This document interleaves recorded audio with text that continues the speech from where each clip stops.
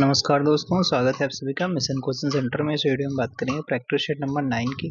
कौन सा भैया प्रैक्टिस सेट चल रहा है? तो प्रैक्टिस सेट चल रहा है किसका? तो यूपी ट्रिपल एस सी पेट का चल रहा है। ठीक है, यूपी ट्रिपल एस सी पेट का चल रहा है। और यहाँ पर इंपॉर्टेंट हम बात करेंगे इसमें GS, history, geography, polity, economy जो भी रहते हैं आपके 55 क्वेश्चन यहाँ पर डिस्कस करते हैं। ठीक है, चलिए शुरू करते हैं। अगर नए आए हो भैया सब्सक्राइब वगैरह कर लेना, आपको यहाँ पर अच्छे से वीडियो वगैरह मतलब मिलते रहेंगे। ठीक है, ओके शुरू करते हैं। पहला सवाल पूछा गया है, कौन सी सभ्यता अपने नगर नियोजन के लिए प्रसिद्ध है? तो ये आपका तो इसका जो नगर नियोजन के लिए जो फेमस हो जाती है कौन सी भी है? सिंधु घाटी सभ्यता हो जाती है। सिंधु घाटी सभ्यता के अगर दो प्रमुख नगरों की बात करते हैं तो भैया हड़प्पा और मोहनजोदड़ो हो जाती हैं। ठीक है, हड़प्पा और मोहनजोदड़ो से हो जाती है। मोहनजोदड़ो से क्या मिलता है? मोहनजोदड़ो से अगर आपका विशाल स्नानगर, विशालनगर देखने को मिलता है। चलो भाई अगला, मौर्य साम्राज्य की राजधानी थी। तो मौर्य साम्राज्य की अगर हम बात कर लेते हैं, मौर्य साम्राज्य की राजधानी क्या थी भैया? पाटलिपुत्र। और चंद्रगुप्त मौर्य का अगर पूछते हैं कि राजमहल जो किसका बना हुआ था, तो आपका लकड़ी का बना हुआ था। ठीक है, अगर मौर्य वंश के संस्थापक की बात करते हैं तो चंद्रगुप्त मौर्य हो जाते हैं और उनकी राजधानी पाटलिपुत्र हो जाती है। अगर मौर्य साम्राज्य के शासनकाल की हम बात करते हैं तो 322 से और 185 से 85 185 ईसा पूर्व तक, यानी ईसा पूर्व तक ये चलता है। ठीक है, ईसा पूर्व तक ये चलता है। ठीक है, साम्राज्य के शासनकाल में फिल करना है इसको। इसके साम्राज्य के शासनकाल में भारतीय सभ्यता का स्वर्ण युग कहा जाता है। तो ये आपका कौन हो जाते हैं? तो गुप्त हो जाते हैं। ठीक है, गुप्त साम्राज्य के शासन काल को भारतीय साम्राज्य का स्वर्ण युग कहा जाता है। स्वर्ण युग कहा जाता है। ठीक है, क्योंकि इसी में आपका साहित्य, कला आदि का विकास होता है काफी, क्योंकि इसी में आपका देखने को मिलते हैं, नवरत्न भी देखने को मिलते हैं। ठीक है, चलो भाई आगे। कन्नौज कन्नौज की लड़ाई जो शेरशाह सूरी और के नेतृत्व में मुगलों के बीच में लड़ी गई। देखो कन्नौज की जो लड़ाई है वो आपका शेरशाह सूरी और हुमायूं के बीच में लड़ी जाती है। कब होती है? तो 1540 में होती है। 1540 में होती है। इसे अन्य नाम भी दिया जाता है। क्या नाम कहा जाता है इसे? बिलग्राम का युद्ध कहा जाता है। विजयी कौन होता है? तो इसे इसमें विजयी होता है शेरशाह सूरी भी है, विजयी हो जाता है। ठीक है, सूर्यवंश की स्थापना करता है। कब करता है? 1540 ईस्वी में करता है। ठीक है, और यहाँ पर 1539 में क्या हुआ था? हुमायूं ने जो है चौसा का युद्ध हुआ था, जिसमें भी आपका क्या हुआ था? जिसमें भी शेरशाह सूरी जीता था। इलाहाबाद के स्तंभ पर हरिशेर द्वारा लिखित अभिलेख किस भाषा में है? तो आपका कौन सी भाषा हो जाती है? तो संस्कृत हो जाती है। कौन सी भी है? संस्कृत हो जाती है। कहाँ पर? हरिशेर द्वारा लिखा गया ना, प्रयाग प्रशस्ति अभिलेख कहा जाता है। और ये संस्कृत भाषा तथा बगल लिपि पूछता है तो आपसे ये कौन सी लिपि हो जाती है? तो ब्राह्मी लिपि हो जाती है। कौन सी भी है? ब्राह्मी लिपि हो जाती है। ठीक है, ब्राह्मी लिपि हो जाती है। ब्राह्मी लिपि हो जाती है। वहीं अगर हम बात करते हैं जो आपका यहाँ पर एक कौशाम्बी से जो है हाँ, जो तो यह जो प्रयाग प्रशस्ति है इसमें समुद्रगुप्त की उपलब्धियों का वर्णन इसमें मिलता है। और ये गुप्त काल का महत्वपूर्ण ऐतिहासिक दस्तावेज हो जाता है। यह शिलालेख जो है कौशाम्बी से लाए गए अशोक स्तंभ पर खुदवाया था। ठीक है, दलितों के लिए दलितों के अधिकारों को बढ़ावा देने के लिए डॉक्टर बी आर अम्बेडकर ने कौन सा संगठन बनाया था जो दलितों से संबंधित था? ठीक है, तो बहिष्कृत हित कारडी सभा। ठीक है, बहिष्कृत हित कारडी सभा बनाई थी। ठीक है, वहीं अगर हम बात करते हैं सोशल सर्विस लीग की स्थापना जो है सोशल सर्विस लीग की स्थापना 1911 में नारायण मल्हार जोशी करता है। ठीक है, नारायण मल्हार जोशी करते हैं। ठीक है, बहिष्कृत हितकारी सभा जो है बहिष्कृत हितकारी सभा की जो स्थापना करते हैं अम्बेडकर जी 1924 में करते हैं। हरिजन सेवक संघ की जो स्थापना 1932 में ये महात्मा गांधी जी करते हैं। ठीक है, 1932 में महात्मा गांधी जी करते हैं हरिजन सेवक संघ की। और डिप्रेस्ड क्लास जो इसका भी मतलब वही करते हैं क्या? अम्बेडकर जी ही करते हैं। ठीक है, तो यहाँ पर आपका इसका उत्तर क्या हो जाएगा? तो इन्होंने बहिष्कृत हितकारी सभा की स्थापना करते हैं। ठीक है, 24 में होती है। सोशल सर्विस लीग की जो मल्हार साहब थे 1911 में स्थापना करते हैं। हरिजन सेवा संघ की स्थापना महात्मा गांधी जी करते हैं 1932 में करते हैं। 1919 में कौन सा प्रमुख घटना घटी थी? तो 1919 वाली 11 अप्रैल 1919 को घटना घटती है। कौन सी जलियांवाला बाग हत्याकांड होता है? बंगाल विभाजन तो आपको पता है 1905 में होता है। चंपारण वाला 1917 में होता है। असहयोग आंदोलन 1920 में होता है। असहयोग आंदोलन केसर ए हिंद की उपाधि महात्मा गांधी ने इसी को जब स्टार्ट करा था तब उन्होंने लौटा दी थी। ठीक है, तब इन्होंने लौटा दी थी। चलो भाई आगे बात कर लेते हैं। यहाँ पर भारतीय राष्ट्रीय कांग्रेस की जो स्थापना हुई थी 1885 में हुई थी। कहाँ पर? तो ये बम्बई में हुई थी। ठीक है, बम्बई में इसका पहला अधिवेशन हुआ था। तेज संस्कृत गोकुलदास तेजपाल संस्कृत विश्वविद्यालय में इसकी पहला अधिवेशन होता है। ठीक है, चलो अगला सवाल पे अगर हम बात करना चाहते हैं, पहले अधिवेशन में बहत्तर प्रतिभागियों ने इसमें पार्टिसिपेट करा था। ठीक है, और प्रथम अधिवेशन के जो अध्यक्ष थे डब्ल्यू.सी. बनर्जी हुआ करते थे। ठीक है, डब्ल्यू.सी. बनर्जी हुआ करते थे। अगला सवाल क्या कर रहा है? अगला सवाल आपसे पूछा जा रहा है, डॉक्टर आत्माराम पांडुरंग एवं न्यायमूर्ति राणा डे ने वेदों पर आधारित ज्ञान के सिद्धांत का समर्थन करते हुए महाराष्ट्र में इन्होंने कौन सी की स्थापना करी थी? आत्माराम पांडुरंग अगर बात करते हैं इन्होंने जो प्रार्थना समाज की स्थापना करते हैं। आत्माराम पांडुरंग जी है जो प्रार्थना समाज की स्थापना करते हैं और ये 1867 में होती है। ठीक है, 1867 में करते हैं। इसका उद्देश्य क्या था? लोगों में एकोश्वरवाद की भावना बढ़े तथा मूर्ति पूजा और अंधविश्वास को खत्म करना था। प्रार्थना समाज ने सुबोध पत्रिका नाम का प्रकाशन भी किया था। ठीक है, प्रार्थना समाज के धर्म के अंतर्गत एक सुधार आंदोलन हो जाता है। तो एक सुधार आंदोलन होता था हिंदू धर्म के अंतर्गत। तो प्रार्थना समाज के धर्म के अंतर्गत एक सुधार आंदोलन था। तो हिंदू धर्म जो था वो उसके अंतर्गत लाया गया था। हिंदू धर्म प्रार्थना समाज जो है वो आपका 1867 में स्थापना होती है। महाराष्ट्र में होती है। आत्माराम पांडुरंग करते हैं। महाराष्ट्र में धार्मिक और सामाजिक सुधार पर केंद्रित था। गोविंद जो राणा डे से थे वो प्रार्थना समाज की लोकप्रियता इनके वजह से बढ़ गई थी इसमें। ठीक है, थार के रेगिस्तान की सबसे लंबी नदी कौन सी हो जाती है? तो थार की लूनी नदी हो जाती है। लूनी नदी जो है उत्तर पश्चिमी भाग में थार रेगिस्तान में सबसे बड़ी नदी हो जाती है। अजमेर के पास में अरावली रेंज से नाग पहाड़ी से निकलती है और लूनी नदी जो गुजरात के कच्छ में विलुप्त हो जाती है। गुजरात के कच्छ में ये विलुप्त हो जाती है। अरावली श्रेणियों से ये निकलती है, राजस्थान से निकलती है। ठीक है, सिंधु नदी भारत में प्रवेश करती है। तो सिंधु नदी जो है ये भारत में प्रवेश करती है लद्दाख से, गिलगिट से, या भारत में नहीं बहती है कश्मीर घाटी में से बहती है। तो ये आपका लद्दाख से प्रवेश करती है। सिंधु नदी जो है वो आपका इसे इंडस नदी के नाम से भी जाना जाता है। किस नाम से भैया? इंडस के नाम से भी जाना जाता है। इंडस नदी के नाम से भी जाना जाता है। इसका उद्गम जो है तिब्बत की मानसरोवर लेक से के पास में सिन का बाव नामक जलधारा से माना जाता है। सिंधु की प्रमुख जो सहायक नदियां हो जाती है झेलम, चेनाब, रावी, व्यास, सतलज हो जाती हैं। चलो भैया अगले सवाल पे चलते हैं। अगला सवाल, भारत में अंतःस्थलीय नौ संचालन जलमार्ग की आपकी कितनी जलमार्ग किलोमीटर कितना लंबा हो जाता है? तो ये आपका हो जाता है 14,500 किलोमीटर हो जाता है। अगर एक समुद्री मील की हम बात करते हैं तो यहाँ पर 1.8582 किलोमीटर हो जाता है। वर्तमान में अगर राष्ट्रीय राजमार्गों की संख्या बात करते हैं राष्ट्रीय जलमार्गों की संख्या की बात करते हैं तो 111 हो जाते हैं। कितने? 111 हो जाते हैं। 111 हो जाते हैं। कौन सा राज्य है भारत में लिग्नाइट कोयले का सबसे बड़ा उत्पादक हो जाता है? तो राज्य पूछा गया है, लिग्नाइट कोयला की बात कर रहा है तो कहाँ पे मिलेगा भैया? ये आपका तमिलनाडु में मिल जाएगा। कहाँ पर?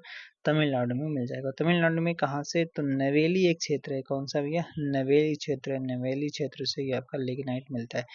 लिग्नाइट एक निम्न गुणवत्ता वाला भूरे रंग का कोयला होता है। इसमें कार्बन की मात्रा 40 से 55% होती है। भारत में सबसे ज़्यादा अगर बात करते हैं कोयले के भंडार कहाँ पर देखने को मिलेंगे तो वो आपके झारखंड में देखने को मिलते हैं। कोरोमंडल का मैदान भारत की जो है कोरोमंडल का जो मैदान है वो आपका किस दिशा में, तो देखो इस तरीके से अगर मैप बनाओगे तो तमिलनाडु वगैरह इधर देखने को मिलेगा, ठीक है। तो इधर यहाँ पर तो ये कोरोमंडल जो है वो दक्षिणी भाग में देखने को मिलेगा, ठीक है।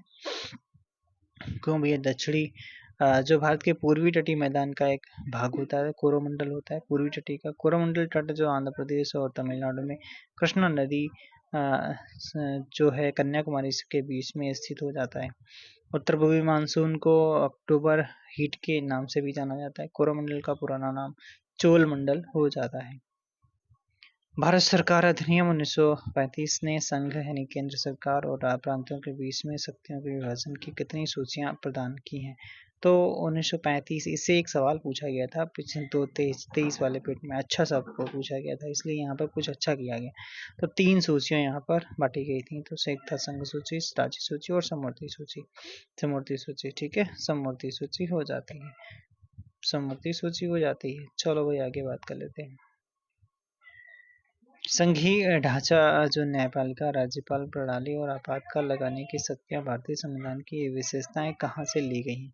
तो देखो आपातकाल वगैरह लगाने की जो बात करी गई वो भारतीय संविधान जो 1935 के अधिनियम से ही यहाँ पर लिया गया है। संघीय ढांचा की बात करना है, ठीक है। संघीय व्यवस्था, न्यायपालिका, राज्यपाल प्रणाली, आपातकाल लगाने की शक्तियां जो भारत सरकार अधिनियम 1935 से ही ली गई हैं। 1935 के अधिनियम से ही बर्मा को भारत से अलग किया गया था, ठीक है। 1937 में अलग कर दिया गया था। 1935 के अधिनियम से क्या हुआ था, केंद्र में द्वैध शासन को प्रारंभ करा गया था, प्रांतों में खत्म करा गया था। जब सरदार शूर सिंह समिति ने मौलिक कर्तव्यों के विषय में सिफारिश की थी तब कौन सी राजनीतिक पार्टी सत्ता में थी? अब ये सवाल पूछा गया। तो देखो ये शूर सिंह समिति जो है मौलिक कर्तव्यों के विषय में सिफारिश दी, तो मौलिक कर्तव्य जो जोड़े गए कब, तो 42वां संविधान संशोधन था 1976 में जोड़े गए। तो अब यहाँ से आप आइडिया लगा सकते हो, भारतीय राष्ट्रीय कांग्रेस की ही सरकार थी, ठीक है, भारतीय राष्ट्रीय कांग्रेस की सरकार थी उस टाइम पर। शूर सिंह समिति की सिफारिश पर ये जोड़े जाते हैं।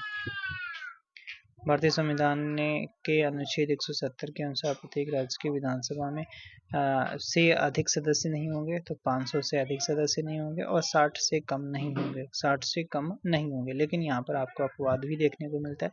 जैसे अगर विधानसभा की सीटों की हम बात कर लेते हैं तो यहाँ पर सिक्किम में आपका 32 सीटें हो जाती हैं। कितनी? सिक्किम में 32 हो जाती हैं। गोवा मिजोरम में 40-40 हो जाती हैं। गोवा में 40, मिजोरम में 40 हो जाती हैं। और यहाँ पर जो विधानसभा 60 से कम सदस्यों वाली है। बाकी यहाँ पर कितना, तो मिनिमम 60 तो होना ही चाहिए, ठीक है, 60 तो होना ही चाहिए। बाकी अगर हम बात करते हैं यूटी में, अगर बात कर लेते हैं पुडुचेरी संघ राज्य की विधानसभा में 30 ही सदस्य हो जाते हैं। प्रथम पिछड़ा वर्ग आयोग की अध्यक्षता जो है वो प्रथम पिछड़ा वर्ग आयोग की अध्यक्षता द्वारा की गई थी। तो काका कालेलकर जो आयोग आया था ये बना था, इसकी इनकी वजह से, इनकी मतलब अध्यक्षता करा था उन्होंने 1953 में बनाया था। राष्ट्रपति के आदेश के द्वारा काका कालेलकर के अध्यक्षता में बनाया गया था। आर्टिकल 340 में पिछड़े वर्ग के वर्गों की स्थिति की जांच के लिए आपका आयोग की नियुक्ति की गई थी। तो और यहाँ से एक सवाल और बनता है, क्या बनता है कि जो राष्ट्रीय पिछड़ा वर्ग जो आयोग है वो 102वां संविधान संशोधन आपको याद ही होगा, 102वां वाला 2018 का है। और 2018 में इसे क्या किया गया था, ओबीसी आयोग को संवैधानिक दर्जा दिया गया था, ठीक है। और वहीं अगर हम बात कर लेते हैं 105वां संविधान संशोधन जो होता है 2019 का होता है, इसमें चर्चा होती है कि ओबीसी में कौन कौन सी जातियां रखनी है, वो स्टेट को पावर दे दी गई है, ठीक है। औद्योगिकरण की दिशा में दूसरी पंचवर्षीय योजना का मुख्य दृष्टिकोण क्या था? तो द्वितीय पंचवर्षीय जो आपका देखने को मिलता है वो भारी उद्योगों पे चर्चा करता है। भारी उद्योगों का आधार बनाने के लिए सार्वजनिक क्षेत्र का विस्तार करने की बात करी गई थी, ठीक है, भारी उद्योग से संबंधित हो जाता है। और इसी में तो आपका राउरकेला, भिलाई और दुर्गापुरा जो स्टील प्लांट लगाए जाते हैं, दुर्गापुरा स्टील प्लांट लगाए जाते हैं। चलो 11वीं जो पंचवर्षीय योजना है, हमें योजना आयोग ने 2011-12 तक साक्षरता में लैंगिक अंतर को प्रतिशत बिंदु तक कम करने का लक्ष्य रखा था। तो कितना लक्ष्य रखा था? तो 10 पॉइंट तक कम करने का लक्ष्य रखा था। ठीक है भाई, 10% तक कम करने का लक्ष्य इन्होंने रखा था। इस योजना में ही क्या हुआ था, 11वीं पंचवर्षीय योजना में ही जो 6 से 14 साल तक के बच्चों का सार्वभौमिक नामांकन सुनिश्चित करना भी शामिल किया गया था। चलो भाई आगे। आरबीएल बैंक जो है, आरबीएल बैंक का कारपोरेट कार्यालय कहाँ पर हो जाता है? तो आरबीएल जो बैंक है वो आपका कहाँ पर, रत्नाकर बैंक है, यानी इसका हाफ लिखा गया है, यानी आरबीएल बैंक का आपका कारपोरेट कार्यालय कहाँ हो जाता है? तो आपका कहाँ पर, मुंबई में हो जाता है, रत्नाकर बैंक के नाम से जाना जाता है। निजी क्षेत्र का बैंक है, 1943 में बनता है। NFWP का तात्पर्य क्या है, ये फुल फॉर्म से पूछा गया यहाँ पर। तो ये हो जाएगा N for national, F for food और एंड फॉर वर्क प्रोग्राम, ठीक है, फॉर वर्क प्रोग्राम हो जाता है। कहीं पे है नेशनल फूड एंड फिट, नहीं ये भी नहीं, national food for work programme, D वाला आपका उत्तर हो जाएगा। अगला सवाल, एक सवाल ये लेखपाल में भी पूछा गया था, ये बार बार पूछा जाता है, पता नहीं क्यों भाई, से एक ही सवाल यहाँ से बनता है, ठीक है। 2005 में ये हो जाता है, 2005 का है, 2003 का है भाई। अच्छा, तो शहरों के बाहर आर्थिक सुअवसर बनाने के लिए शहरों के बाहर आर्थिक सुअवसर बनाने के लिए मॉडल शहरी आधारभूत संरचना एवं सेवाएं ग्रामीण केंद्रों में स्थापित करने का प्रस्ताव रखा था। तो पूरा वाला जो आता है, पूरा provision of urban, full form क्या हो जाता है, अर्बन और अमिट्स ऑफ रूरल एरिया, यानी जो जो शहरों में जो सुविधाएं होती हैं वो गाँव में भी होनी चाहिए, ऐसा लाया था। ऐसा मतलब ये था, और ये भारत के पूर्व राष्ट्रपति APJ अब्दुल कलाम ने वर्ष 2003 में इसे प्रस्तुत करा था। कब? 2003 में इसे प्रस्तुत करा था। 3 वर्षों हेतु यह पायलट प्रोजेक्ट के तौर पर लागू किया गया। अगला है वेग का आपका SI मात्रक क्या हो जाता है? वेग का SI मात्रक क्या हो जाता है? वेग का आपका मीटर पर सेकंड हो जाता है। क्या भैया? मीटर पर सेकंड। अगर वहीं त्वरण का बात करते हैं तो त्वरण का मीटर पर सेकंड स्क्वायर हो जाता है। आवेग का अगर बात करते हैं तो न्यूटन इनटू सेकंड हो जाता है। अगर पृष्ठ तनाव की तो न्यूटन पर आपका मीटर हो जाता है, न्यूटन पर मीटर हो जाता है, ठीक है। किस रंग की तरंगदैर्ध्य सबसे कम होती है? तो सबसे कम तरंगदैर्ध्य किसकी होती है? बैंगनी की। कैसे याद कर सकते हो आप? ऐसे वेबग्योर, BIBGYOR, ठीक है, वेबग्योर। तो यहाँ पर रेड की सबसे ज्यादा होती है, वायलेट मतलब बैंगनी की सबसे कम तरंगदैर्ध्य होती है। तरंगदैर्ध्य और सबसे अधिक रेड की होती है। किसकी? रेड की होती है। अपस्मार यानी मिर्गी से शरीर का कौन सा अंग प्रभावित होता है? जब मिर्गी आने लगती है तो यार मस्तिष्क ही तो प्रभावित होता है। मिर्गी एक ऐसी बीमारी है जो मस्तिष्क को प्रभावित करती है। बार बार दौरे आने लगते हैं, इसे ना कहते हैं मिर्गी आ जाता है। इसमें क्या होता है? न्यूरोलॉजिकल बीमारी हो जाती है, ठीक है। मानव शरीर में दांतों के एनेमल का निर्माण करने वाले पदार्थ का आपका रासायनिक नाम क्या हो जाता है? तो कैल्शियम हाइड्रोक्सी एपेटाइट हो जाता है, ये फुल फॉर्म इसका हो जाता है। सूत्र वगैरह क्या लिखोगे भाई? तो CA5PO4 का होल थ्राइस और OH हो जाता है, ठीक है, OH हो जाता है। यह शरीर का सबसे कठोर ऊतक होता है। आधुनिक आवर्त सारणी में कितनी 36 पंक्तियां होती हैं? तो कितनी होती हैं? 7 हो जाती हैं। कितनी? 7 हो जाती हैं। कितनी हो जाती हैं? 7 हो जाती हैं भाई। कितनी हो जाती हैं? 7 हो जाती हैं। अगर वहीं कॉलम की बात कर लेते हैं तो इसमें 18 ऊर्ध्वाधर कॉलम हो जाते हैं, 36 पंक्तियां 7 हो जाती हैं। कितनी? 7 हो जाती हैं।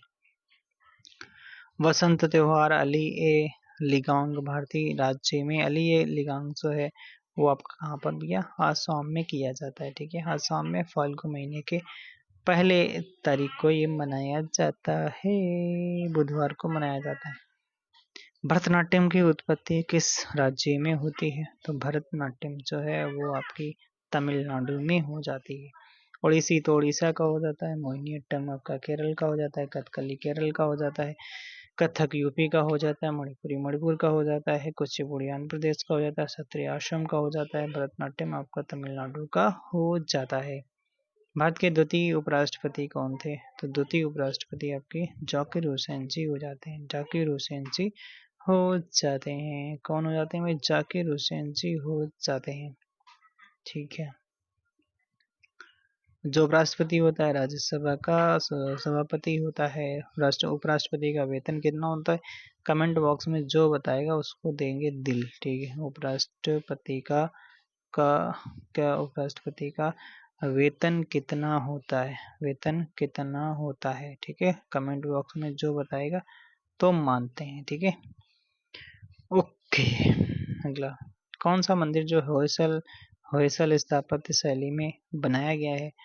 तो ये हो जाता है केशव मंदिर। केशव मंदिर हो जाता है।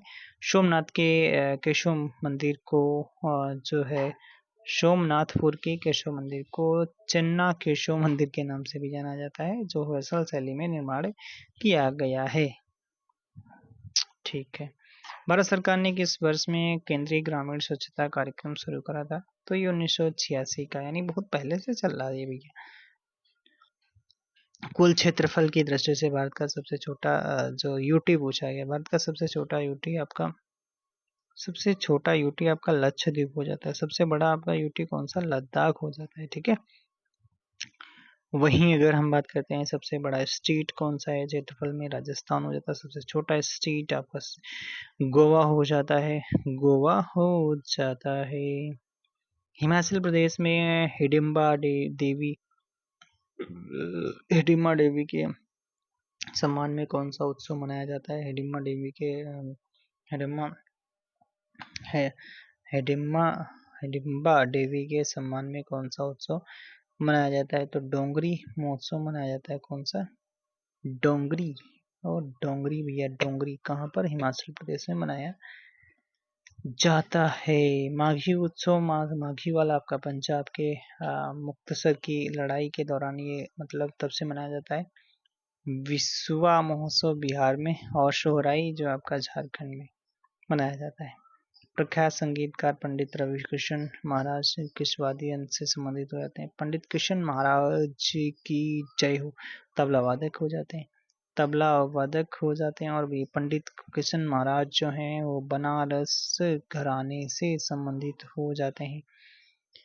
कलामंडलम कल्याणी कुट्टी अम्मा को किस प्रकार के नृत्य के लिए संगीत नाटक अकादमी पुरस्कार दिया गया? तो कल्याणी कुट्टी अम्मा तो ये मोहिनी अट्टम हो जाता है। कौन सा? मोहिनी अट्टम हो जाता है। मोहिनी अट्टम कहाँ का है? केरल का है। केरल का। अलेक्जेंडर डेल रिम्पल पुरस्कार किससे संबंधित हो जाता है? अलेक्जेंडर डेल रिम्पल पुरस्कार जो है किस देश के जल माप कार्यालय द्वारा दिया जाता है? तो यूके वाला। ठीक है। ब्रिटेन देता है। ये कोई नहीं पूछता यार, एक सवाल का है डाल दिया। भू नीर पोर्टल को किस आयोजन के दौरान लॉन्च किया गया है? तो ये भारत जल सप्ताह 2024 के तहत लॉन्च किया गया। अब कुछ करंट के सवाल हैं जो लेटेस्ट वाले वही हम यहाँ पे पढ़ेंगे, 24 वाले छोड़ देंगे। माली का नया प्रधानमंत्री, ये सवाल बन सकता है। तो माली का नया तो अब्दुल्लाह मैगा माली। ठीक है, ऐसे याद कर लो। अगला है यहाँ पर, अगला सवाल है, एक सवाल यहाँ पर आपका बन सकता है 25 का है। क्लाइमेट चेंज परफॉर्मेंस इंडेक्स जो है के अनुसार जलवायु परिवर्तन में लड़ने के प्रयासों के लिए मूल्यांकन में भारत को कौन सा स्थान प्राप्त हुआ है? तो भारत को कौन सा भी है? भारत को कौन सा स्थान? 10वां स्थान प्राप्त हुआ। कौन सा? 10वां स्थान प्राप्त हुआ है। एसबीआई की किस इकाई ने 2000 करोड़ रुपए के रूप में जलवायु कोष जुटाने की योजना बनाई? एसबीआई की कौन सी इकाई है भी है? तो एसबीआई वेंचर्स लिमिटेड। एसबीआई कौन सी?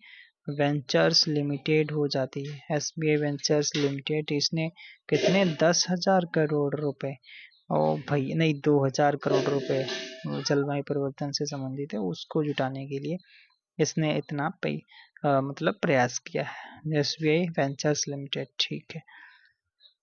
ठीक है, आगे कोई सवाल है आपके करंट के? अब तो चालू होते हैं आपका स्टैटिक। वर्ल्ड नहीं, स्टैटिक नहीं, अब हिंदी। स्टैटिक वगैरह तो हो चुके हैं। वांग्मय में कौन सी संधि हो जाती है? तो वांग्मय जो है वो संधि कौन सी हो जाएगी? वांग धनमय हो जाता है, वॉक धनमय हो जाता है, व्यंजन संधि हो जाती है। सभा का पर्यायवाची इनमें से कौन सा नहीं है? सम्मिलित, बैठक, परिषद, महावर्तन क्या होता है क्या? महावर्तन होता है। आपका सम्मिलित नहीं होता है, ठीक है, सम्मिलित नहीं होता है। सदा स्त्रीलिंग शब्द कौन सा होता है? तो स्त्रीलिंग जैसे आपका मकड़ी ही तो होगा, मकड़ी, ठीक है, हमेशा। बाकी तो बाज जो है पुल्लिंग में आता है, गंडा भी पुल्लिंग में आता है, गंडा भी पुल्लिंग में आता है, बाज भी आता है, पक्षी भी। घोड़ों का घर कितनी दूर, इस लोकोक्ति का सही अर्थ क्या होता है? जो इच्छा करता है वही प्राप्त करता है। तेजी से काम करने से वह जल्दी निपट जाता है। स्वभाव से चंचल व्यक्ति जल्दी सफलता प्राप्त करता है।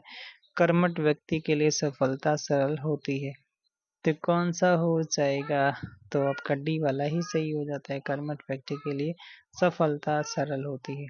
सरस्वती पत्रिका के संपादक का नाम क्या हो जाता है? तो ये महावीर प्रसाद द्विवेदी जी हो जाते हैं, ठीक है। देखो आजा महावीर प्रसाद द्विवेदी जी हो जाते हैं। द्विवेदी जी महाराज जी की जय हो। अब आपके बचे हैं एक पैराग्राफ, ये आपको ही करने हैं। ओके, बाय बाय, टाटा, फिर मिलेंगे नेक्स्ट वीडियो में। कैसा लगा वीडियो कमेंट बॉक्स में जरूर बताएं। Thank you so much. Okay.